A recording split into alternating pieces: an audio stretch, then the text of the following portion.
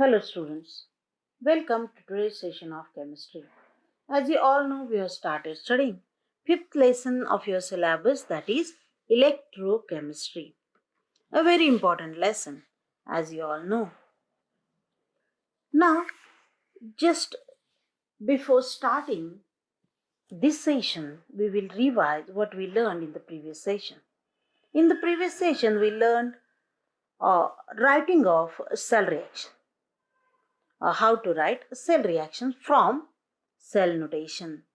So, in previous session, we also learned formulation or short notation of galvanic cell. That means a galvanic cell is represented by a formula. And for that, some conventions are there. We learned those. And from that, we understood that in a short notation, anode is written to the left side while cathode is written to the right side. And from observing anode and cathode, we can easily write cell reactions. At anode, we know there is oxidation. And what is oxidation? A removal of electrons. At cathode, there is always reduction. And what is reduction? Gaining of electrons. So in short, we can say that at anode, metal strip dissolves in the solution of its own ions by releasing electrons. These electrons, through conducting wire, come towards cathode, where the ions from the solution gain those electrons and undergo reduction. That means at anode, the electrons are released by metal strip, while at cathode, the electrons are gained by the ions in the solution, and the negative and positive ions balance is maintained by the salt bridge by transferring required ions. That means where there is negative ions in less number, where though the salt bridge sends negative ions there to maintain electrical neutrality. So the total process is simultaneous oxidation and reduction reactions taking place in galvanic cell. And because of transfer of electrons, electricity is generated. So, we learned how to write cell reactions, how they are balanced, and from oxidation half reaction and reduction half reaction, by adding them, how to write overall cell reaction. We learned all of it in the previous session. So, in the today's session, we are going to learn about the electrode potential and cell potential. We say that galvanic cells generate electricity. How that electrical potential is developed there. So, that we are going to learn in today's session. As you know, a galvanic cell is composed of two half cells, each consisting of a metal plate dipped in the solution of its own ions. That means electronic and electrolytic conductors in contact with each other. What is electronic conductor? That is metal plate. What is electrolytic conductor? That is solution of ions. They are in contact with each other. And at the surface of separation of solid metal and the solution, there exists difference of electrical potential. Because metal strip releases electrons, hence there exists a potential difference. This potential difference established due to electrode half reaction occurring at the electrode surface is electrode potential.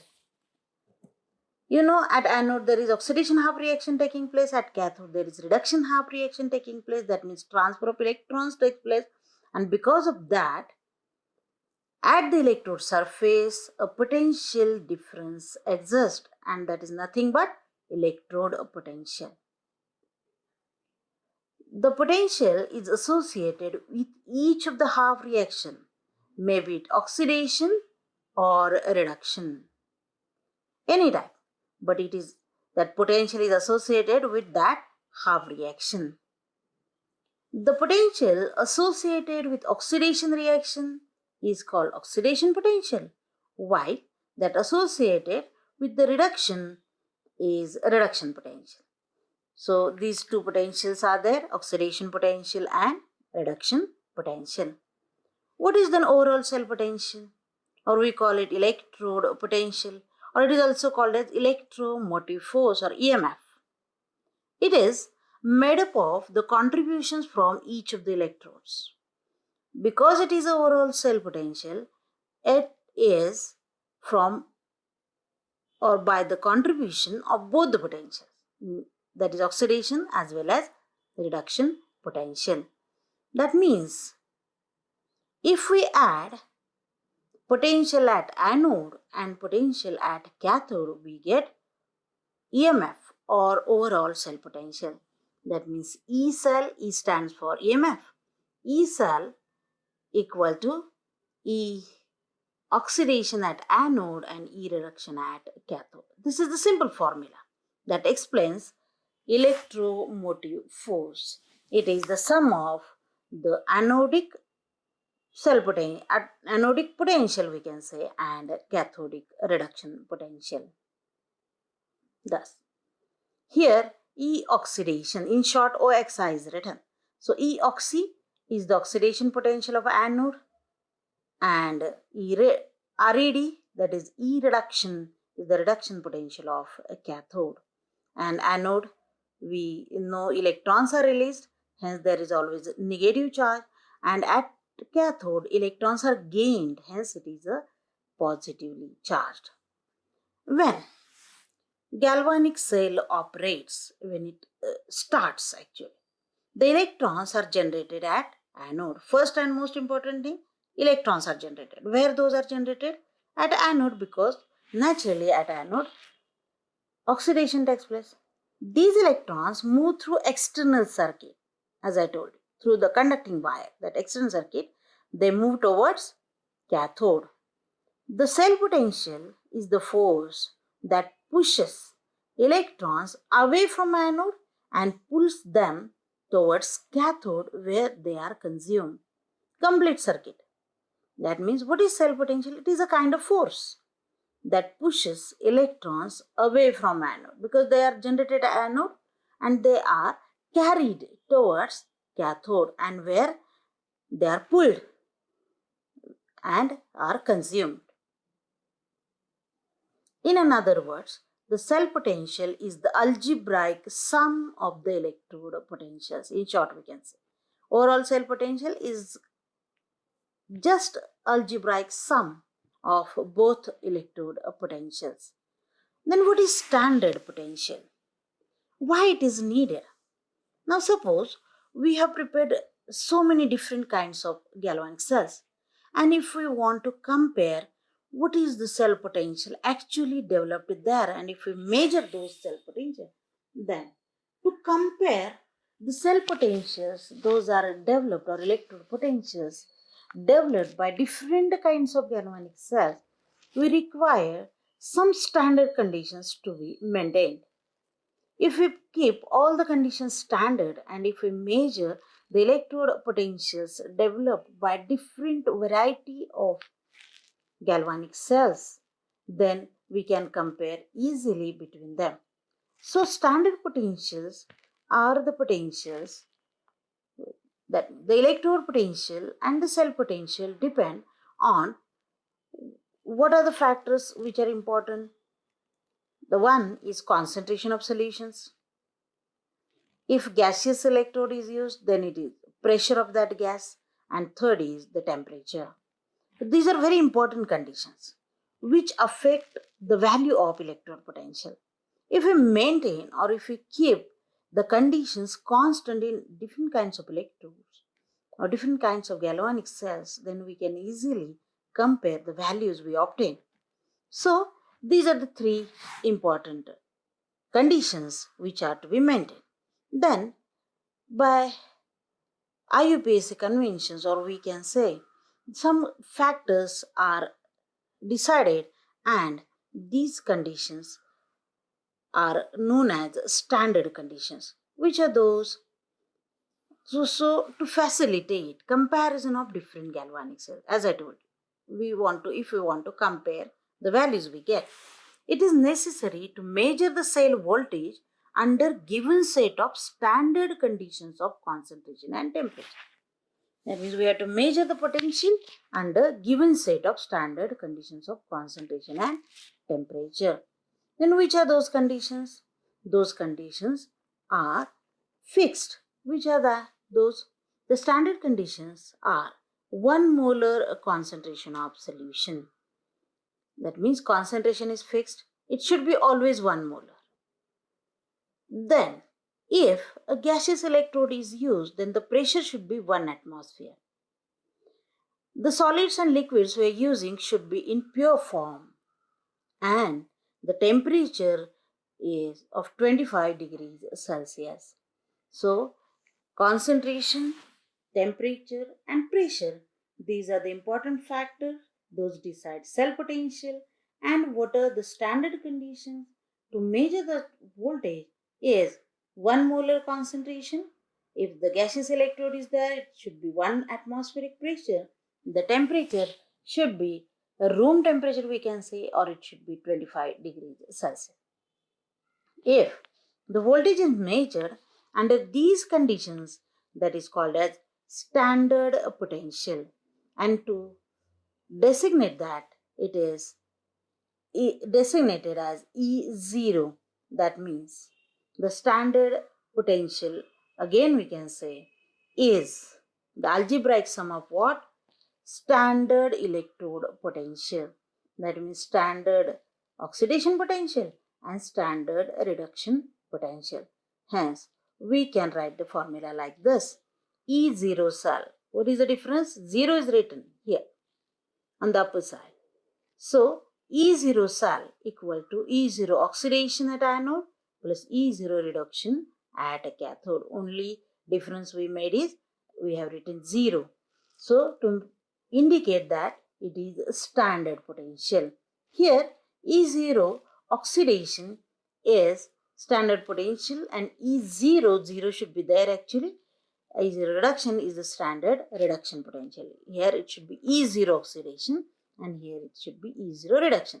That means E0 oxidation is the standard oxidation potential, E0 reduction is standard reduction potential. Now, one more convention is there, IUPAC convention. You know what is IUPAC? It is International Union of Pure and Applied Chemistry. So, according to IUPAC convention, standard potential of an electrode is taken as the standard reduction potential.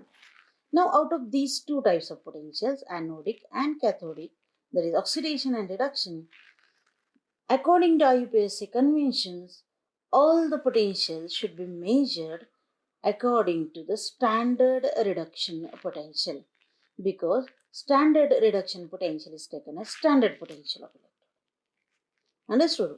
Both anodic and cathodic, it is not said like this.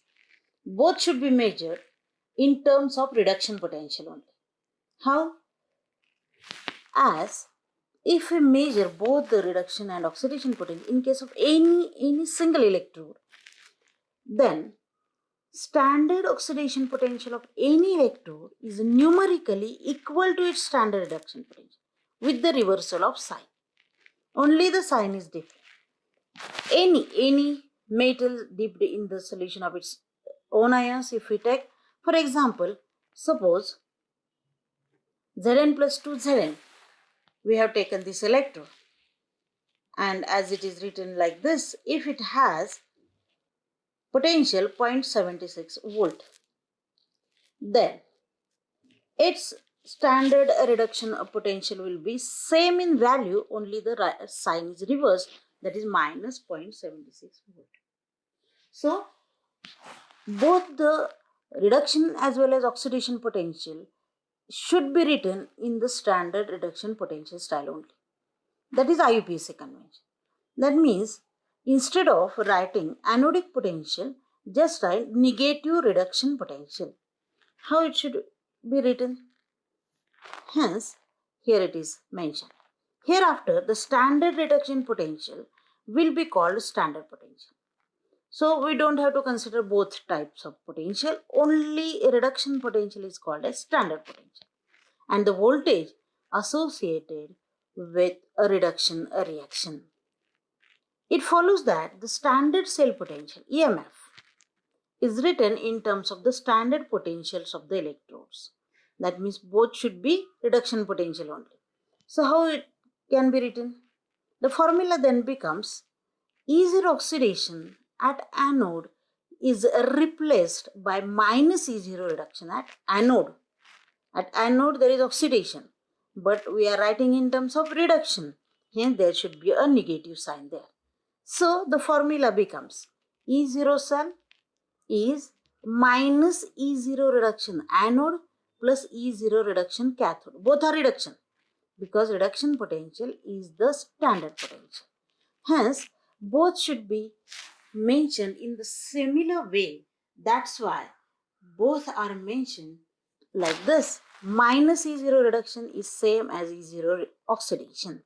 Hence, at anode, the value we get is same, only the sign is reversed. So the formula is E0 cell equal to minus E0 reduction at anode plus E0 reduction at cathode. If we omit that subscript red RED, why? Because both are reduction potential. Now don't have to consider whether it is oxidation or reduction, because we are going to write all the potential in terms of only reduction potential.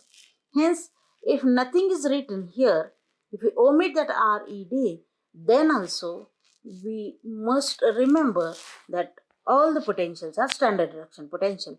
Hence, the above formula becomes E0 cell equal to E0 cathode, that is positive, minus E0 anode. We just change the position. So, minus E0 anodic, that is oxidation, is written in terms of minus E0 anode. So, this is the formula for standard overall cell potential. We call it standard potential. E0 cathode minus E0 anode, or in short we can say EMF of right hand side electrode minus EMF of left hand side electrode will give you overall cell potential, or what we say electrode potential. So this is all about today's session. Now time for assignment. Just define what is electrode potential, what is oxidation potential. Second question, which are standard conditions? That means standard conditions in terms of concentration, pressure and temperature you have to give. Question number 3 is write formula for measurement of standard cell potential. So last formula that I have given is 5.24. That is the formula you should remember, because many a times the question to calculate overall cell potential or standard cell potential or the numericals based on that formula were asked. So this is the assignment for today. Thank you.